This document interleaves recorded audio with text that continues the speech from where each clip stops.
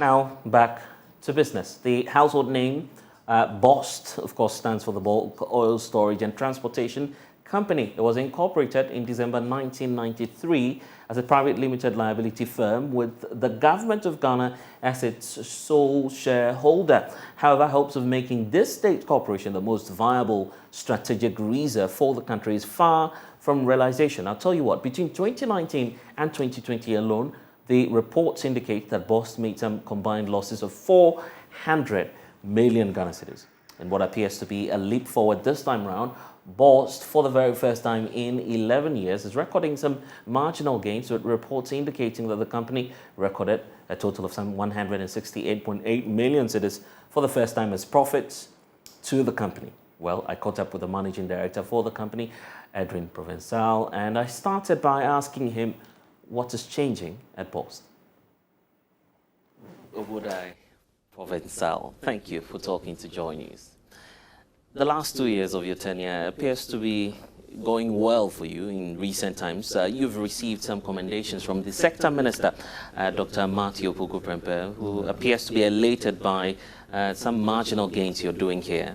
At BOST, we're learning that, of course, in the last 10 years, you've turned the tide and you're beginning to make profits.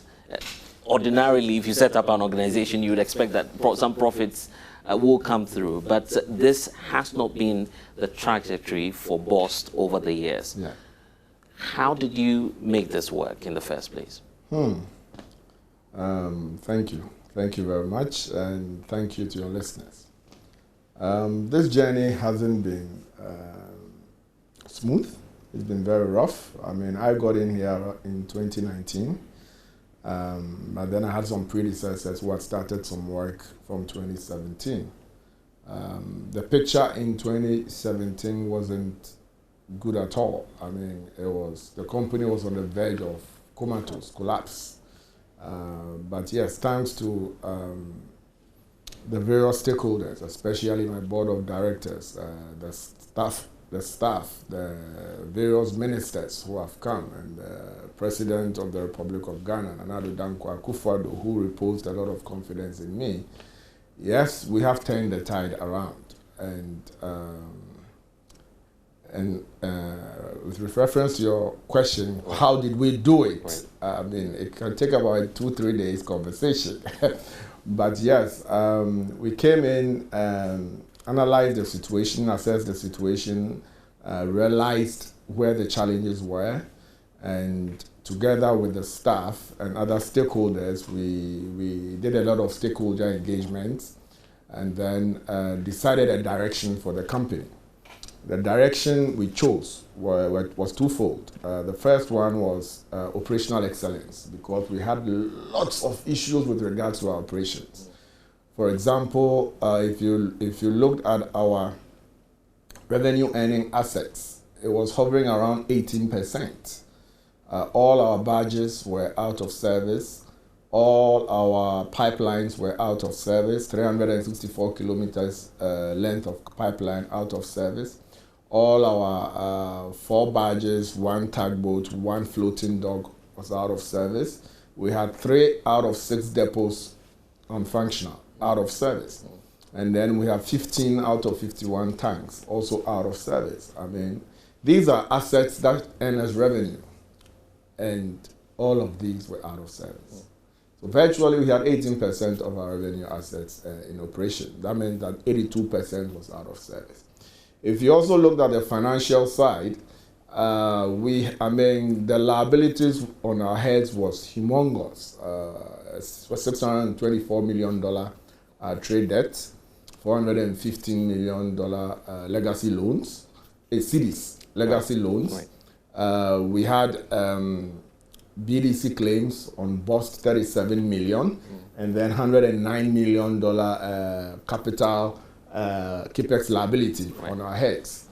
We also hadn't audited our accounts from 2015 to 2016. However, during that period, bonuses were paid, which that gets deeper more, because on what basis do you pay bonuses when you hadn't audited your accounts? Not only that, we had tax liability, a tax overhang on our heads, 47 million Ghana cedis. And then BOST margin, which was, everybody, I'm sure you'll talk about the BOST margin. Yeah, we'll get there. The BOST margin was voted in, as of 2011 was 3%. That was when the last increment happened. And fast forward to 2019, it was still 3%. The BOST margin had lost almost 80% of its value. And the BOST margin is earmarked to help operate and maintain the BOST infrastructure, as well as expand if there's excess. So that is, in a nutshell, that is the company that came to meet. We had a capex liability, a contingent liability in terms of cases, because we didn't have money. A lot of people had taken us to court. And if you quantify the worst case scenario in terms of the judgment debt, it was hovering around 161 million Ghana cedis. In fact, the Auditor General is beginning to raise some concerns about some of these issues. We'll get into them shortly. But as of now, you're running at a profit of about, in absolute terms, over 160 million cedis. Yes, as of 2021. That's laudable, but for some experts as well, it's just a drop in the ocean.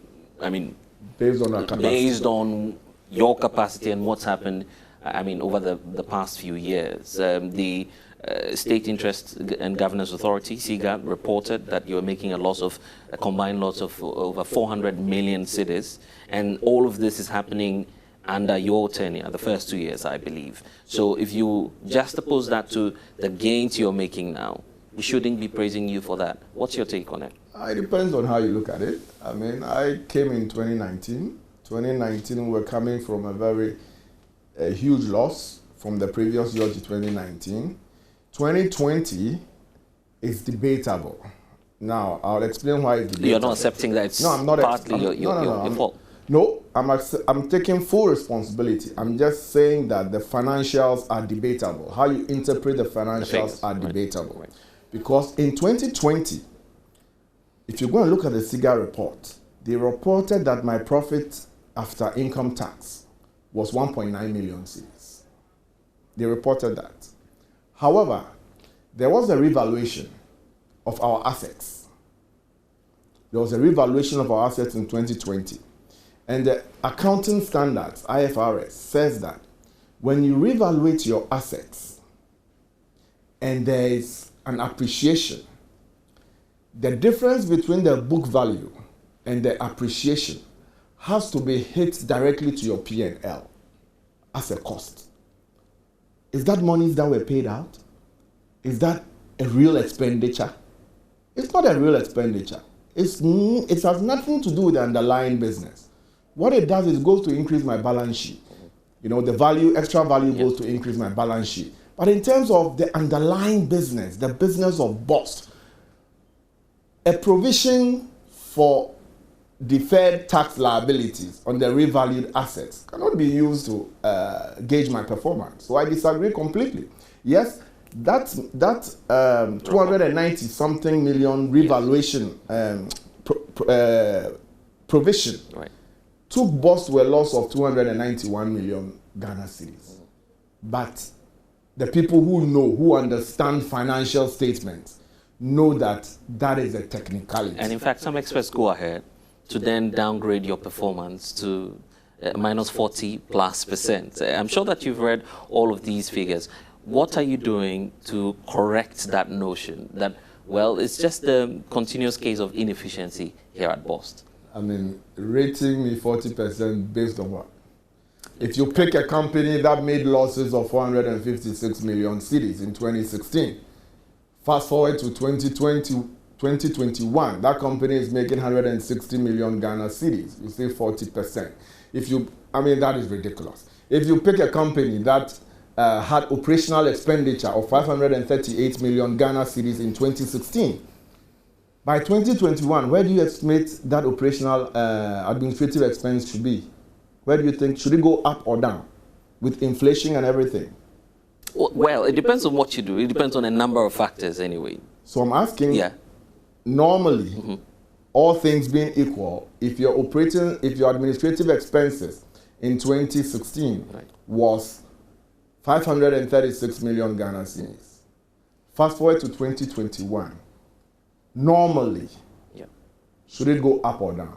It depends once more on the factors. So you would have to break down the factors. It's okay. You don't want to answer that, but it's okay because I guess you are the one asking the questions. Now, in 2016, the administrative expenses was 538 million cedis. In 2021, it was 228. That is efficiency. Less than half of the administrative expenses in 2021. Would you rate that a 40% performance? No. In 2016, the badges were non-operational. My badge revenue was 0. In 2021, my badge revenue is almost 15 million cedis. Is that poor performance? It's not. In 2020 to 2021, I've almost doubled my trade revenue. You can't say that's poor performance. In 2011, right. In 2011, 2012, the BOST margin contribution to revenue was 50%. In 2021, my BOST margin contribution to my total revenue is 34%.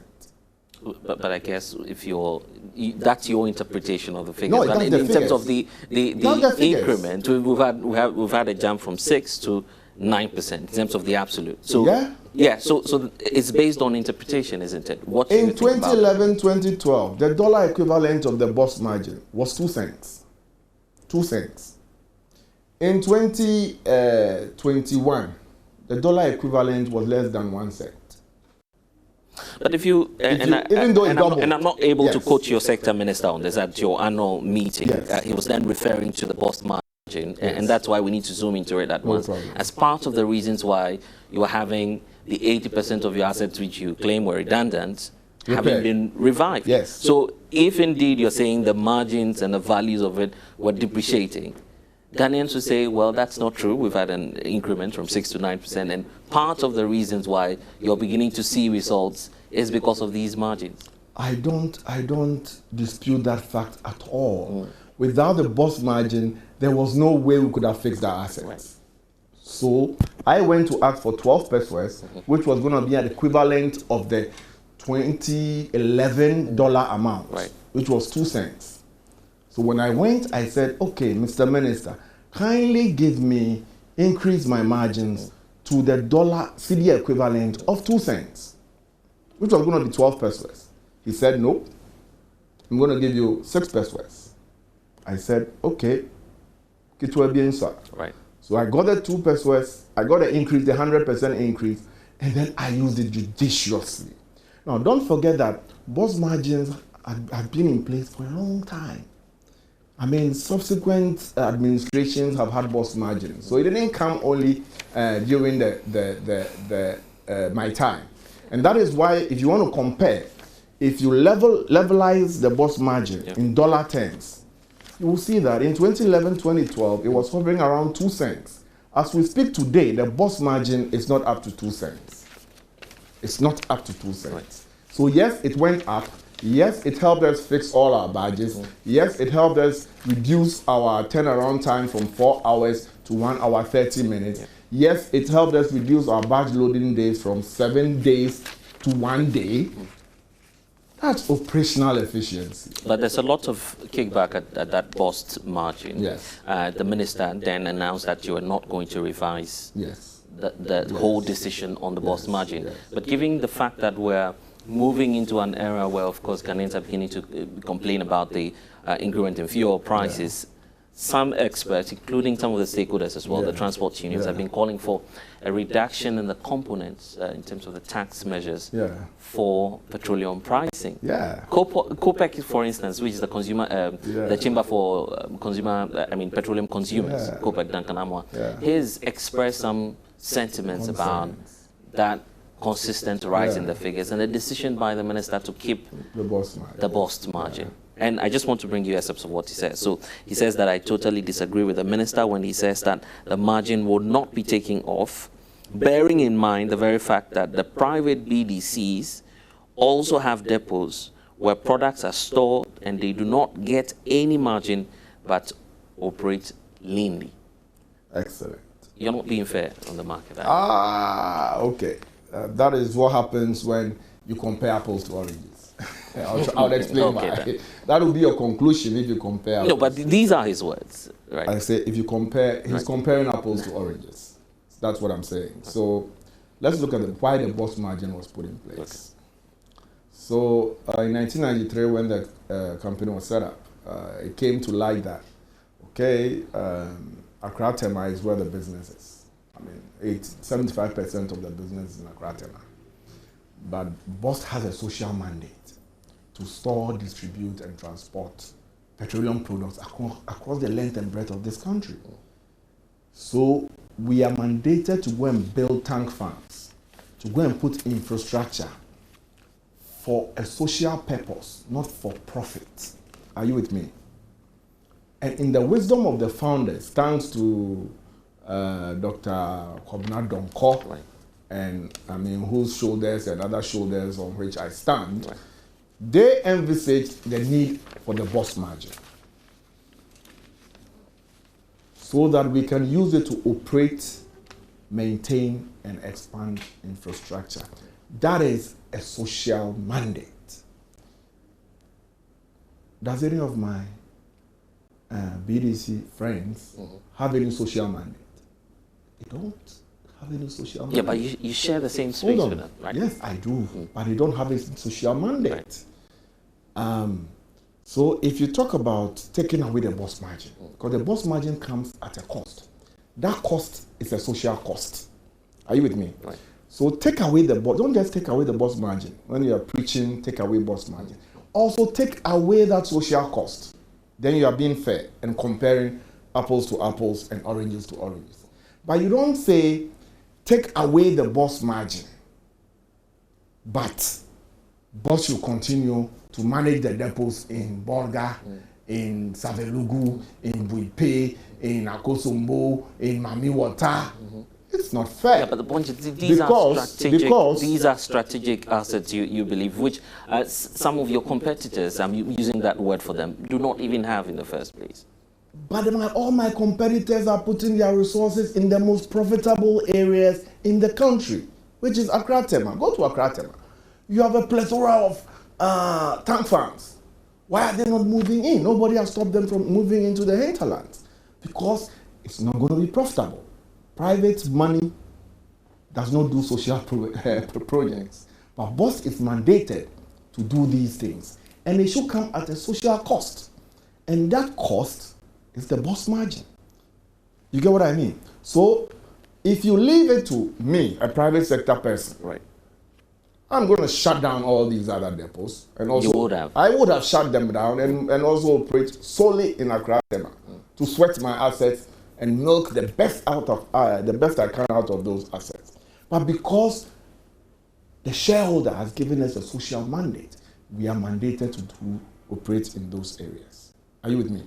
So it's not apples and oranges. Number two, BOST is a critical infrastructure entity. It's not just a profit-making entity. Profit is not our sole motive. We are a critical infrastructure entity. Go do your research and tell me which country has outsourced its petroleum security. None. Because it is so important. It can be used. You remember 1973, what happened in the US when OPEC decided that they were not going to sell to the US. So what happened in the US? So it will be very foolhardy to think that as a leader, you will pick your national assets and hand it over to the private sector, or your petroleum security and hand it over to the private sector. You know what that means? If you do that, that means that the day the private people are not happy with you, you know what they're going to do? They're going to shut down. If indeed BOST was that strategic and critical infrastructure as you're describing it, this is the time to bring that leadership to bear, as some experts would say. The fact that ultimately we're in a time where, of course, we need you the most. Ghanaians are complaining about... yeah, so you do agree that indeed when Ghanaians say, let's take out the BOST margin, I guess it's because of that feeling that you're not living up to expectation. Acknowledged. For 10 years, we've been making losses. It's a journey. I came in 2019. I still insist that 2020 on the underlying business, I made profit of 2 million. But that's your personal opinion. That's my, no, it's in the numbers. You can see. But that's your It's opinion. in the numbers. So you can decide not to see not to see the profit after income tax and just go to the overall profit, which is a $291 million loss. But there has been progress. That's the point I'm making. There's been serious progress. And it's a journey. Now that we've started making profit, we're going to use some of these profits to fix some of the assets. We still need a BOST margin to maintain the assets. As we start making more profits, then instead of paying dividend to the shareholder can tell us that, you know what? Instead of expanding your infrastructure to the areas where you do not have infrastructure, please use some of these monies to bring in extra to cushion. How about managing effectively? Do you know that? How about managing effectively? Do you know that we used to have a strategic reserve levy? We used to have a strategic reserve levy purposely for what you were talking about, to make sure we buy and store. Right. Since 2006, that levy has been zeroed out. So today, you and I, that levy is like the premium we pay to enjoy that insurance and that cover. Yeah. If you don't pay your premium, will you get insurance? No, you won't. So that's where I'm coming from. The fact that now you're making profit. Yeah. Let's revise the BOST margin, and then you make judicious use of the profits you're making. Let's not confuse the two. Right. When you talk about providing the public with the comfort we need, that is the strategic reserve levy. Right. That has been zeroed out. You get what I mean? There were two levies. The BOST margin, if you take it out, it will be almost impossible to manage the infrastructure, the whole of the infrastructure, and they may end up deteriorating again. So the BOST margin, once BOST gets to its peak, I can tell you that whatever gains we get will be used to expand our petroleum infrastructure. Not the proceeds you're making now. Is that your argument? No, it's virtually nothing. 160 million cities can't do anything. It can't do anything, I'm telling you, for BOST. Yeah, in terms of the infrastructure we are managing, it can't do anything. 160 million, just $16 million. Right. One cargo is about $50-something million. $16 million is a drop in the ocean when you talk about bringing in petroleum products. It can't really do anything. But we have a job to do. We have to keep this infrastructure running, and it comes at a cost. When we do it very efficiently, there will be some surplus. That surplus, we can now decide to use it to expand the infrastructure, which is the minister's dream. His dream is that those extras that come, we should put it together and use it to expand the petroleum distribution infrastructure. But if he changes his mind and says that out of this margin, the dividend you're going to pay, use it to bring in extra products. We would use it to bring in extra products. Are you not making Ghanaians pay for the sins of the past? Not at all. I mean, I'm a Ghanaian. I feel the pinch. I buy fuel.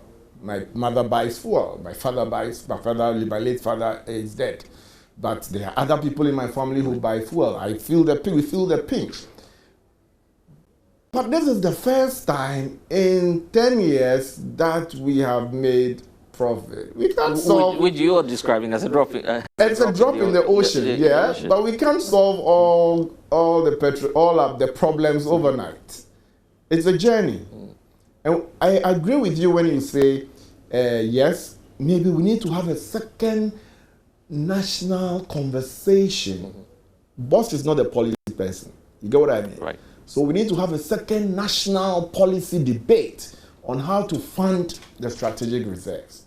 Hopefully, we'll bring back the strategic reserve levy. Hopefully. And that would obviously meet the displeasure not necessarily of stakeholders, because you've heard from the transport operators. Not necessarily. They're having too much. Transport fares, for instance. Not necessarily. Transport fares, for instance, are about to go up. Not necessarily. Let me tell you what. So you agree they are simply not happy about what's happening, just piling the debt more and more on them. Let me tell you what's going to happen when BOST gets efficient. When BOST gets efficient, it means that the transportation of fuel products is going to be done with the most efficient and cheapest mode of transportation. Are you with me? So yes, the transportation cost on the price build-up, that is the UPPF and the PDM, it is possible for that to go down. Are you with me? But if a huge chunk of our transportation is being done using trucks, the cost will keep going up. So there's a wisdom in ensuring that BOST gets efficient. When BOST starts expanding its pipeline infrastructure, it means that over time, the cost of transportation using pipeline is like 60% that of on the road. It means that over time, the price at the pump can go down. Not only that, go and look at the price builder and tell me which is the highest driver of petroleum prices. It is not a BOST margin. It doesn't matter. At least It does. we need BOST to start margin was from reduced somewhere. from 9 pesos to 7 pesos. What did it do? It was reduced from 9 pesos to 7 pesos. What did it do? Go and check the forex. Go and check the forex portion on the BOST margin. That is what is. Even though prices in the global market are going down, today as we speak in Ghana they are going up.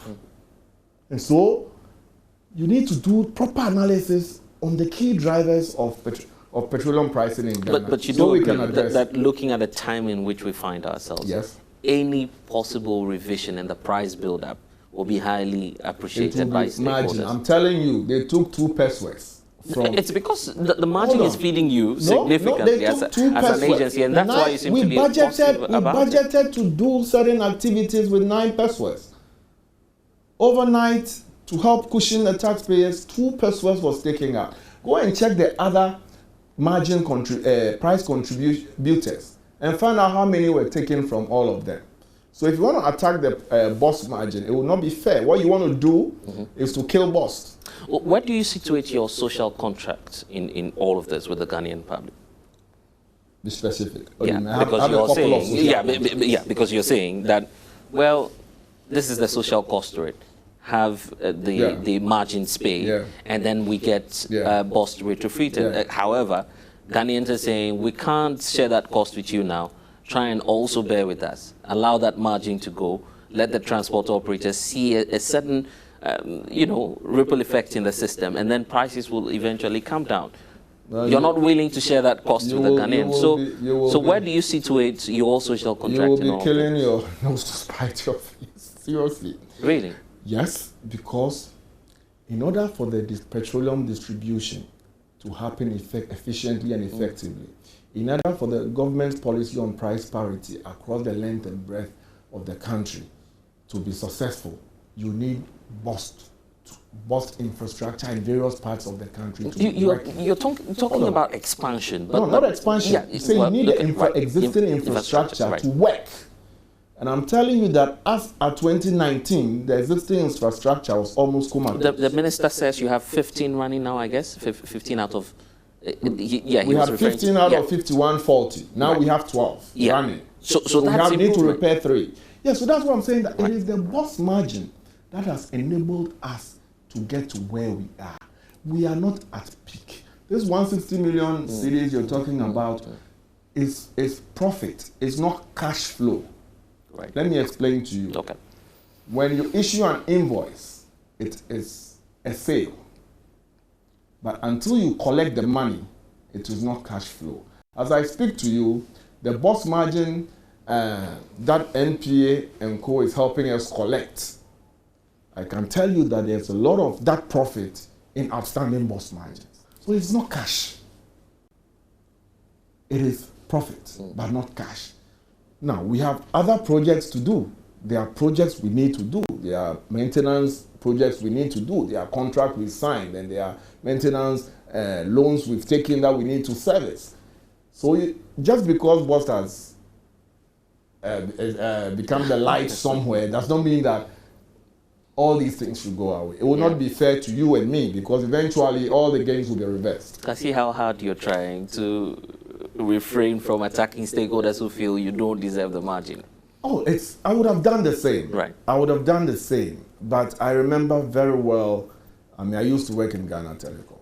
I remember how eventually Ghana Telecom was brought to its knees. Right. And eventually, we had to bring in a strategic investor. As I speak to you, that strategic investor is preparing to leave the shores of Ghana. Right. So if we can get government organizations running efficiently for the purpose for which they were set up, it will benefit you, it would benefit me, it would benefit posterity. Indeed, and if we were to do that, then of course we should be focused on not just shoring up revenue, but of course trying to ensure that there's efficiency even from within. Yes. The Auditor General, for instance, is beginning to raise some concerns. We'll get into that. Yes. But let's first of all deal with where you are now as BOST.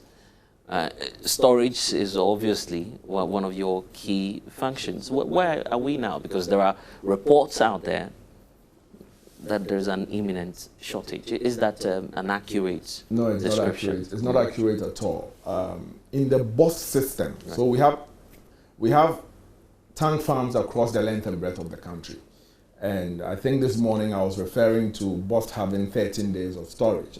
I meant within the BOST system. Right. It excluded the tank farms, the products in private storage.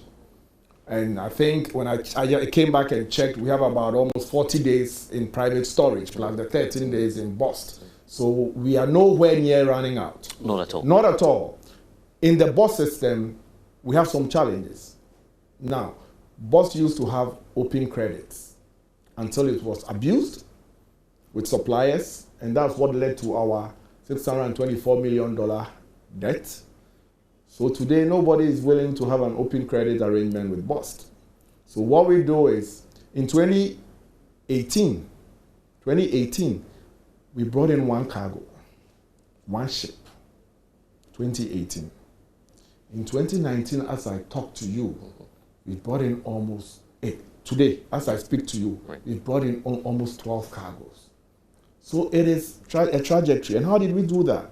In 2018, no bank was willing to give us any instrument to do anything. But because we had won the confidence of the market today, banks are willing. Our LC limits have increased, but not to the level at which we expect.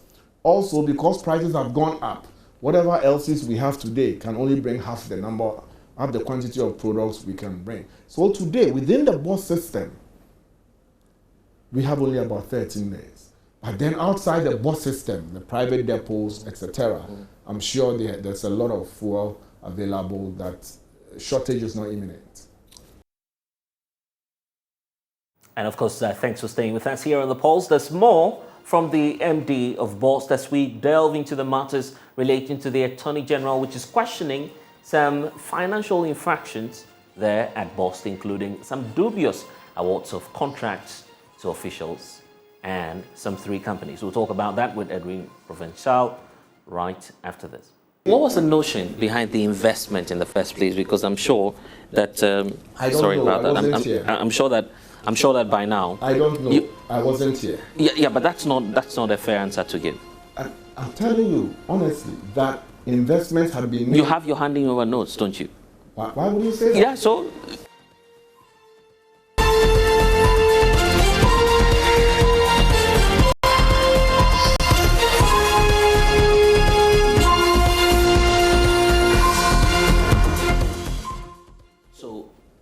is it the case that you're working in tandem with some of these private depots that you're talking about? Yes, some of them store with me. Okay.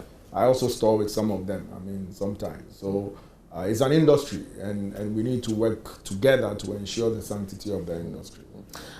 Obviously, we're finding ourselves out of a pandemic. We're not fully out of the woods, as the experts are telling us, but the effects of the global pandemic, COVID-19, and much more recently, the Russian-Ukraine war has posed a lot of challenges to many sectors, including your sector as well. Yes. How is that telling on the BOST story? Yes. Had it not been the pandemic, which had its cascading effects in terms of, and then the Ukraine war, which led to supply chain disruptions, etc., etc. And it's all about demand and supply. And if the demand is more than the supply, prices go up. And then the sanctions on Russia, which also affected a lot of things. The net impact on BOST is that supply inflation. So prices went up drastically, and also there was a supply of logistics bottleneck. It means that the cost of logistics also went up. And so it was very expensive to bring in products. Right. And woe betide you if you brought in products and because of the depreciation of the cedi, the next day the dollar goes up, then what's going to happen is that you need to go and you sell in cedis. And when you finish selling, you can't bring in the same quantity of products. So that's that's the impact. So the volumes we plan on bringing, we were very bullish. We haven't been able to bring those volumes. Right. Until we get maybe double our LC limits. So I think it's a market issue, but I'm happy to know that the Bank of Ghana, through the Ministry of Finance and Ministry of Energy, is supporting to have access to Forex, but the risk still remains. So in the long term, or at least medium, what measures, concrete ones, do you intend to put in place to check that? I think this is where I would say Ghana is very lucky to have the Minister of Energy, Dr. Matthew Opoku Prempeh. I know on a policy level he's working towards three main alternatives to ensure that petroleum security is guaranteed. Previously, some years back in the early 2000s, we used to have relationships with other national oil companies who gave us open credit. I know he's working to try and open that channel again. I also know that he's working hard to even get some of the international oil companies to, instead of storing their products far away, bring the products in time to come and store their products within BOST so that they can sell the products to the BDCs here, and then we know that there's fuel in our tanks. Right. I also know that he's working round the clock to ensure that TOR becomes operational, because when TOR becomes operational, for gasoline, will be covered. So that will complement. So that will complement our stocks in our. So I can't say for sure which one will materialize quickly, but I know he's firmly working on it, and I wouldn't be surprised if within the next few weeks or months he will come up with an announcement. So, if we have TOR running, and they're complementing your effort, yeah. What would be that end game? I mean, and the impact on the average citizen out there? Oh, it will be tremendous, because TOR will sell in cedis. The forex benefit alone will be tremendous. TOR will refine, sell to us in cedis. We'll collect the money in cedis and pay TOR. The demand on the dollar will go down. It will help curb the depreciation of the cedi. We'll have product availability across the length and breadth of this country, and even have some to export to Mali and our neighboring countries, where we collect dollars. So when TOR is working, the total effect on the economy will be immense, even though they'll be producing less than their capacity, but it will help curb the demand of forex to bring in. Since you're talking about some emerging markets for you, like Mali, the sector minister was lauding you for such an initiative. Yes. What's that story for many of who are out there who may not know what it is that you're doing out there? Excellent. So, as an economist, one of the key drivers of GDP is trade, especially exports. If you look at the re-export volumes in Singapore, you will be amazed. And I think Ghana is in a situation where we can leverage the same opportunity to grow our non-traditional exports. You get what I mean? Right. So we have a depot in Bolga, and that depot was meant for exports in the wisdom of the founders. So once we brought that depot up and got it running, we went out there to start looking for customers, because some of them used to drive all the way to Accra they mess up our roads, increasing our road maintenance costs. So if you have a depot in Bolga, why would they traverse 900 kilometers? Almost 500 kilometers in 500, almost 1,000 kilometers to come and lift fuel and then continue to their country. So we went out there, Burkina Faso, Mali, Niger. Fortunately, we were able to get some customers in Mali. And for 2021, which was when we did a lot of exports, our exports to Mali's imports from Ghana increased from 0.1% to 6%. That is tremendous. And they pay in dollars, cash. So that is a huge potential for this country, that we can leverage this BOST system to export a lot to the hinterlands, depending on our appetite for trade. You know, as we speak, NPA, our partners, we are engaging them, we are engaging the ministry to try and align the export protocols across the coast. Because today, our protocol is quite challenging, right, that it acts as a non-tariff barrier, sort of. So we hope that we will resolve that quickly so that the exports will be very smooth, and that would inure to our benefit in terms of forex inflows. And in fact, Guta, I recall engaging the president, Dr. Joseph Obing, some weeks back, raising concerns about what's happening in the petroleum sector, the fact that the juiciest parts are being controlled by expatriates. It's part of their concerns. And since you're talking about forex, they believe it's eventually adding up to the problem. Do you share the same concern? I mean, and do you feel it's part of the reasons why we're not moving forward, if I could use that? It's not only the petroleum industry. Look at telecoms. The significant market power is owned by a foreign company. So at the end of the year, what happens when they make huge margins? They have to change cedis to dollars. There's pressure on our cedi so it's a whole cycle every year. Yes, a heavily import-dependent country. I can tell you that I'm happy about this 1D1F because hopefully it's going to substitute a lot of the products that we import. So all these things eventually will help, including focusing on the BOST export potential as well. And so yes, I agree with him. It's an import-dependent economy. Yeah. But guess what? I think lately we are having net exports. But net exports due to what? You get what I mean? Yeah. Due to what? Is it oil that's causing the net exports, or is it real production? I mean, industrialization that's causing the net exports. When you delve deep in there, you can now really understand the micro elements of the industry. But the potential is huge. I mean, look up there. I mean, look at where Ghana is. Look at Bolga. And we have a 40 million tank farm there. It can serve Burkina very well. It can serve Mali very well. Once we take out these frustrations some of these guys have when they come here. So the potential is huge. And we can also leverage on the African Free Trade Continental Agreement to make serious inroads. So look at BOST as a national asset. And national assets, once they get working efficiently, private sector will gallop. So let's talk about that assets now, shall we?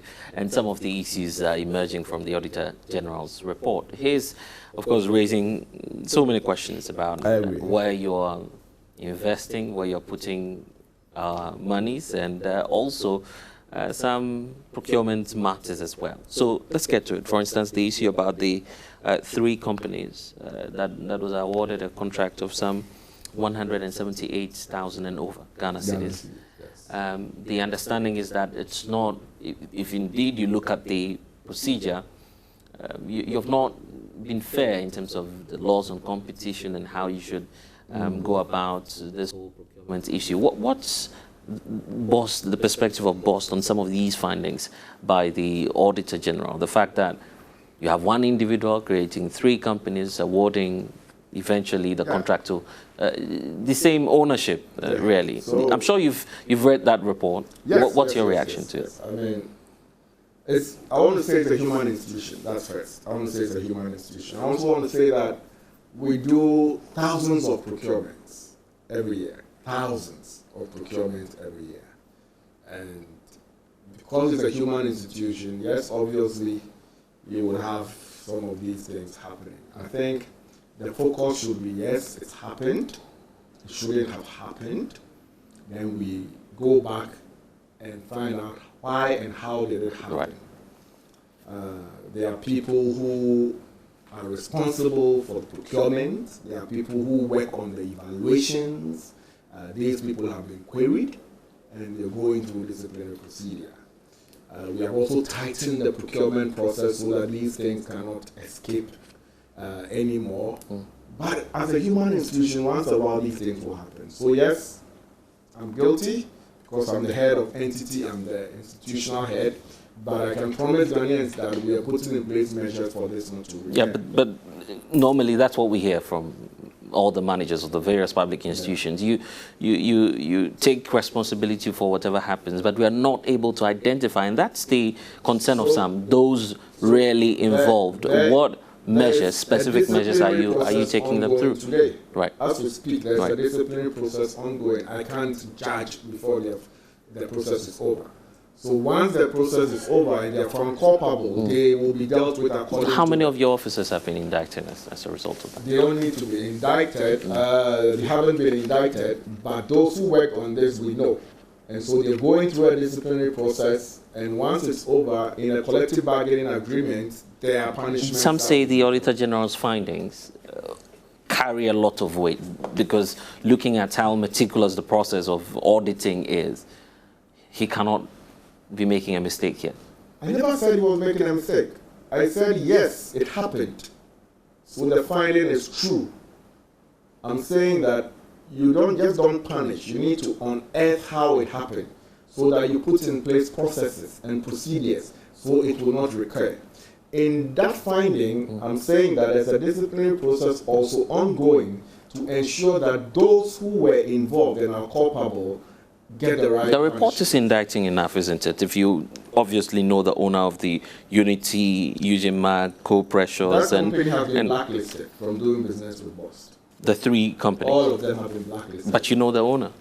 I don't know the owner. I mean. But you know your officers who may have dealt with them. That's what I'm saying. That yes, you just don't get up and bring the hammer. You have to go through a process. You are innocent until proven guilty. That is equity. Are you not being lenient in this case? No. Because once that committee report comes out, the punishment will be clear in there based on a fair process. So we need to go through, there's a union here. So you have to go through the agreed union process to arrive at the conclusion. If you look at how financial malfeasance is eating deep into the public sector, 17 million plus as the auditor, billion plus as the Auditor General is reporting, you wouldn't want to go through another process in simply trying to ask questions which have been answered in the report. No, it never brought out who and who were responsible on the evaluation. That's not what the audit does. The audit finds an infraction and advises management. It's up to management to use its internal processes to cure the infraction and also where there are lapses to discipline those who are culpable.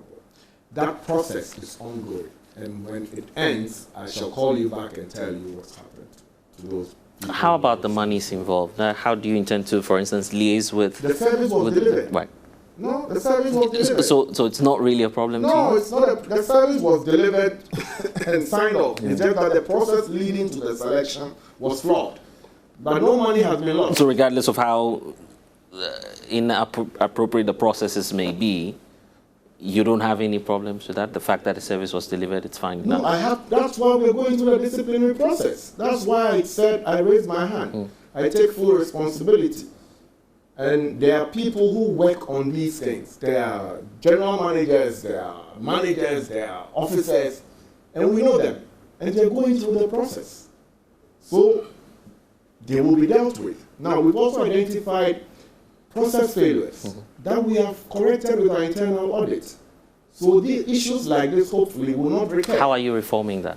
For instance, in terms of the processes as you're talking about. As I speak to you, before any document comes to me, there are checklists. We have a whole list of checklists at the procurement end. We have a second checklist at the internal auditors end, and we had a third checklist during the contract period, contracting process. So I doubt that within these three checklists, anything can slip through. But you see, as a human institution, you can only improve. So as people find innovative ways to go around the process, the auditor will find out, they will feed us back, and we tighten the process. And that's, I mean, it's a human institution, that's what's going to happen. But guess what? We've done huge procurements. I mean, if you look at the infractions from 2018, 2019, 2020, they're all going down. So it's a journey, and we'll get there. But this is not 178,000. You agree is a significant amount of money. Millions of it's not about what else you do. It's about the specific. I'm saying that we do procurements worth millions of dollars. Yes. You get what I mean?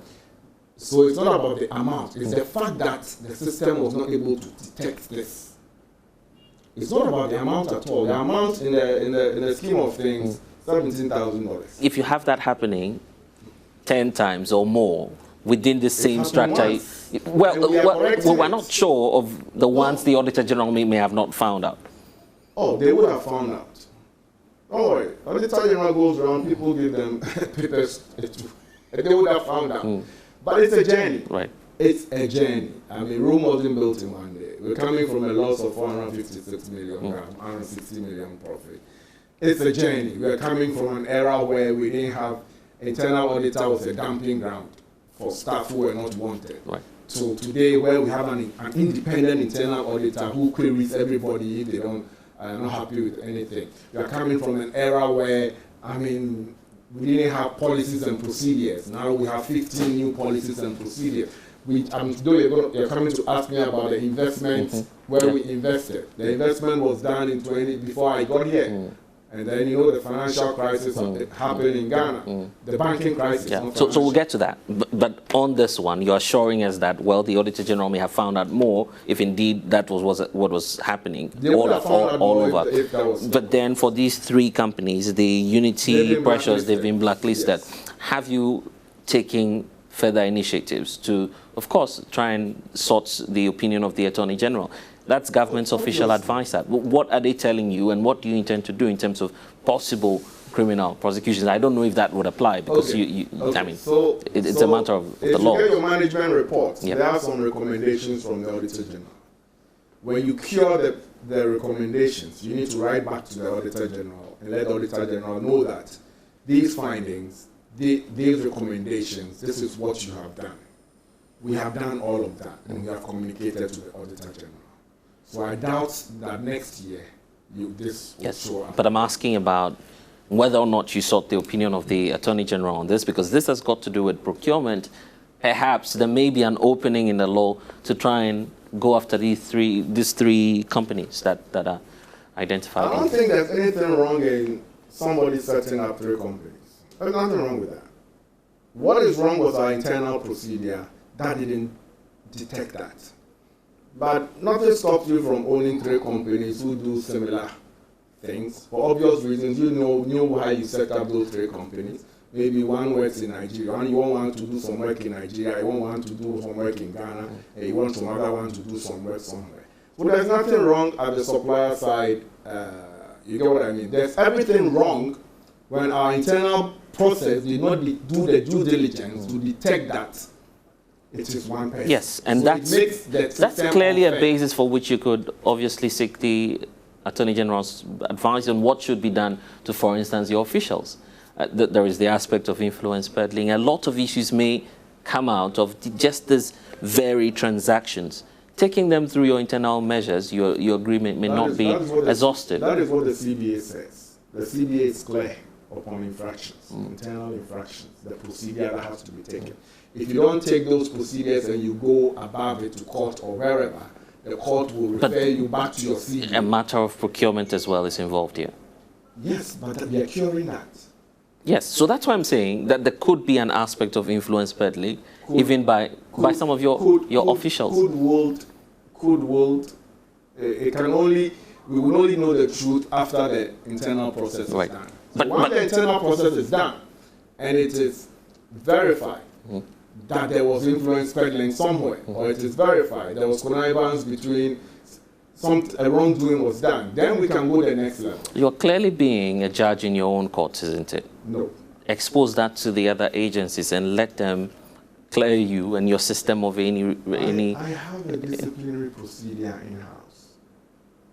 I cannot jump that and go to other agencies, because when you do that, the agencies will refer you back to your collective bargaining agreement with your union, because there are clear directions and directives and clauses and policies on what to do. Even when somebody steals, you can't just fire. When they steal, there is a process in the CBA you have to follow through before you get rid of them. That is what we are doing. As MD, personally, did you take interest in knowing the names behind these 3 companies? Questionable ones, of course, which you've blacklisted, as you said. The company names. I don't have them offhand. Right. If I pull my report, they're there.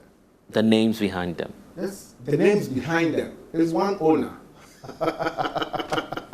You haven't found time to try and see You if they will have, find the owner. if indeed they have any connections to any of your officials, or these may be politically exposed persons, MD, right? I set up a committee to do that work. And Why are you leaving all of that to your? Because in the end, it may come to your table. You agree? You will take the flag for it. You will be accused of all the wrongdoings here at BOST. But I follow structure. I follow rules. I follow the law. This is what the law says in BOST, and we are following it. I'm not going to go over and above the law to do something that would eventually negate the whole process, because we will not have been fair to something management has signed to. And it's just not about this investment. There's also the 1.19 million, which is being locked up in some other organization. Yes, but also we'll talk about that. But the Auditor General is, for instance, questioning how you go about expending monies. They believe that there are clearly no laws in terms of where you can put your funds or where you want to invest. Yeah. But then if you look at the sums of money that you continue to pay as a result of some of these investments, such as the one we're learning of the 19 million, it appears that you need some reforms, don't you? Yes, I agree. I mean, this was a finding from the Auditor General. This happened not in my tenure. Right. In terms of the 19 million? Yeah, right.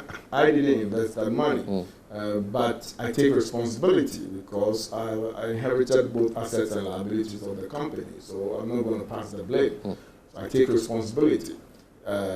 The institutions in which these investments were made at a point in time were institutions that had been passed by the Bank of Ghana, who regulates the financial system, and by the Securities and Exchange Commission, who have passed those institutions as sound for the public to invest in. Right. So, yes, aside from the fact that we don't have policies to decide where we invest in, there was no wrongdoing investing in those institutions. The fact that those institutions failed is a separate ballgame. What was the notion behind the investment in the first place? Because I'm sure that I'm sure that by now. I don't know. I wasn't here. Yeah, but that's not a fair answer to give. I'm telling you honestly that investments have been made. You have your handing over notes, don't you? Why would you say that? Yeah, so 19 million invested. There should be a reason or a notion behind that. Why do you invest? You invest because you may have some cash you want to use, you haven't used yet. So you decide to invest and get a return on it. And you invested in a valid entity certified by the Bank of Ghana or the Securities and Exchange Commission. How would you know whether the entity was going to go down in a day or two? You would never know. But yes, there was no policy. As we speak today, we now have an investment policy. Which you have brought up. Yes. We've got an investment policy approved by the Board of Directors. And so now it is clear where we put our money. It is spelled out clearly in the investment policy. And that was the recommendation from the Auditor General. Right. So what I'm saying is that, yes, a human institution, you're on a journey, you are not perfect. The Auditor General is supposed to come and check. When they check, they will find things, and they will recommend, and you fix it as quickly as possible so that you don't recur. Are you throwing your hands in despair to say, well, BOST has 19 million, potentially 19 million cedis sitting somewhere in financial institutions that have been closed down, or whatever the status may be, or whatever the system. We are in court with one of them. The other one, Security and Exchange Commission, has acknowledged that yes, they're taking over those people. I mean, there is a, how do you call it, the private house people, a receiver. Right. So we are going through those processes to collect our monies. But there's one that is back working. We went to court. He promised. And which of the organizations is this? Direct savings and loans. He promised he was going to repay. He paid 1 month, 2 months. He's reneged. We've gone back to court to collect the money. So we will collect the money. But the Security and Exchange Commission, until the government gives money to SEC to pay investors, we can't do anything about it. I mean, maybe we should take the regulators to court. How much have you retrieved from Direct, for instance? Direct, I know they agreed to pay 400,000 cedis a month for, I think, 2 years or 3 years. They paid 2 months, almost in total about 1 million cedis, and they've reneged on the rest. And so we're going back to court to get the judge to do what he has to do. How about the others? 2 companies. The other one, company is gone. Security and Exchange Commission has acknowledged the debt, and hopefully they will refund our monies. Hopefully. Hopefully. People lost money. People invested in other companies and lost money. BOST is one of them. What should be done to the officers who were in charge at the time? If there was a policy and they have flouted the policy, they were guilty of something. But if they did something in the best interest of the company and it went wrong, I don't think it's fair. The best interest, you say, which means you may be aware of the notion, the reason for which that investment was made. If there's money available, that you hope to invest somewhere, and that somewhere is a later in the future, you just leave the money in your account. No. You put the money to good use. Is that the official notion? Because there was no policy. That's why the auditor said, make sure you put in an investment policy. At the time the investment was made, there was no policy. At the time the investment was made, yes, there was no policy. What was the official reason for which the funds were, of course, placed in these 2 institutions? I wish I could tell you that. Unfortunately, the guy who did the investment has passed. The late George Oakley is passed. So that's where we are. And that's why the Auditor General said, put in place an investment policy so that going forward, when they come and they even see that you invested with your investment policy and still lost money, they won't flag it. But because there was no investment policy, these things will happen.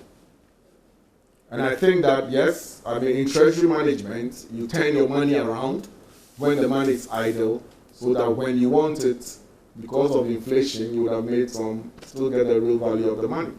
So I don't think there was, I mean, the people who did the investment, there was no investment policy to hold them to that.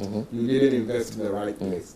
And also, especially when the Bank of Ghana says that you can invest with these institutions, which is what everybody did. I lost some money too, personally. So what's unique about this new investment policy that you have? Yes, I mean, what is unique about it is that we're only going to invest with banks we are currently doing business with. That's it. But you're not restricting. And then beyond a certain limit, you need the approval of the board. So that's all that there is in terms of how unique. In summary, it shows the various limits, and then it shows where to invest. So once the board approves that we open an account with you, it means that when we have surplus cash in our current account, we can move it into your call account, the call account there, or buy T-bills, or put in a fixed deposit, which is normal treasury business. Right. So let's talk about the future and the outlook. 2021, of course, you are judged one of the outstanding CEOs here in the country. We are not there yet. Yeah, I get it. But obviously, you have a plan of what the future should be looking like for BOST. We do have a plan. Where do you want to get to? So, in terms of plan by 2024, which we have a 2020 to 2024 strategy. By 2024, we would have reduced our turnaround time from 4 hours, it's currently 1 hour 30 minutes, to less than 60 minutes. In terms of revenue, by 2024, we should be doing north of 3 billion cedis. We are currently en route to 2 billion. So it's possible that by 2023 we'll hit 3 billion. And then 2024 we would have exceeded the target for 20. We'll reach that limit in 2023. So hopefully 2024 will be north of that and have another 3-year rolling strategy. In terms of asset utilization, we would have increased our current asset utilization from 34% to almost 70% minimum. So when we achieve these 3 elements, we know very well that we've got into a very comfortable place of efficiency where we'll now think about expansion of our assets and also have certain that, depending on the policy direction of the owner of the company, we may be doing other things such as expanding infrastructure or deciding whether we use the excess we have for a particular purpose. And you might want to catch a full interview at myjoyonline.com and all of our social media handles, JoyNews on TV and on YouTube. That's Edwin Provençal, Managing Director for BOST.